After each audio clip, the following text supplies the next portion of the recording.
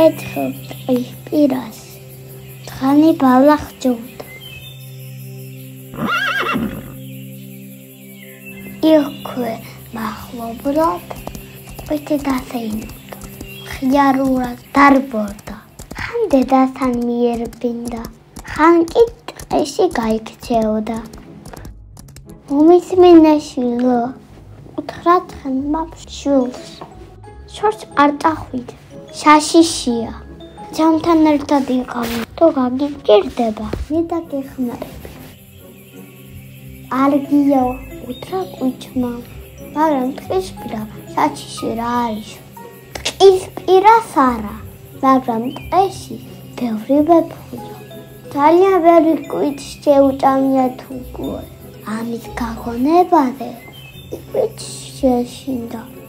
ვეფხვამ არ შემწამოსო. ერთხელ კვიჩმა ზღვიანი ცხოველი დაინა. აქამდე ცხოველი ნანახი არ ყავდა. დიდი მანათობელი თვალები ჰქონდა და ნელი ნაბედით მოდი. მოდი შვილო ჩქარა ჩემთან. დაუძახა ჩემმა. ზუსტად ეს არის ვეფხვი. მე რა გაუნებოდი. კვიჩი მაშინვე დედასთან გაიქცა. ვეფხვი შეჩერდა, დაფირკდა. ეხლა რა ვეჩი? კვიჩს და ჭამარო დაუჭ. გაგიშდება ჩვენი. და ისეთი ძლიერი ფეხები აქვს. რაკაცას დამიშავებშო. მოდი მოვატყოვებო და ჩვენს უთხრა. პატიუჩემულო ცხენო, გამარჯობა. იცით თუ ექიმიო. განიშვილი მეგონი ჩუდათა. ნახეთ როგორი გამხდარია. მე კი ჩრდომილი ექიმი ვარ. თქვენ შვიდ ტყეში წავიკმა. კარგად გაშინდა და ამის გამოუწერო.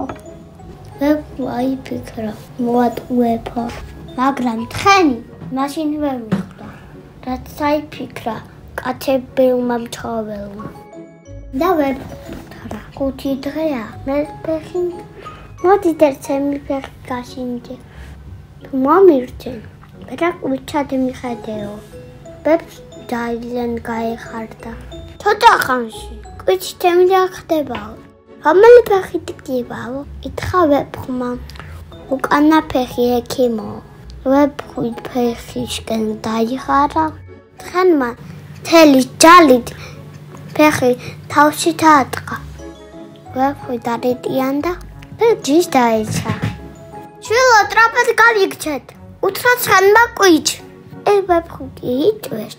საიფიქრეს, როგორ უნდა ცხენის მოტყუება.